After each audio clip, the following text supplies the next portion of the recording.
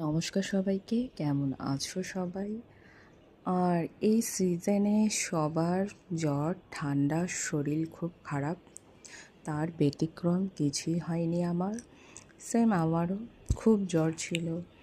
তো প্রতিদিন কিছু আপলোড করব তা হয়েই ওঠেনি। আর এই রান্নাটা অনেক দিন আগে আমি করে রেখেছিলাম। তো এই ভিডিওটা হঠাৎ পেলাম, তো মনে হচ্ছে যে একটা ভিডিও অবশ্যই আপলোড করা উচিত। কারণ অনেক দিন জ্বর, শরীর খারাপ, কিছুই করতে পারছি না, রান্নার রুমে যেতেই পারছি না। তো কে কে আমার মতো কাঁকরোল আলু দিয়ে এই রান্নাটা করেছিলে বা খেয়েছো? আমার তো দারুণ লাগে। কারণ কাঁকরোলটা কেন জানি না, আমার ভীষণ ভালো লাগে আর খেতে টেস্টিও লাগে।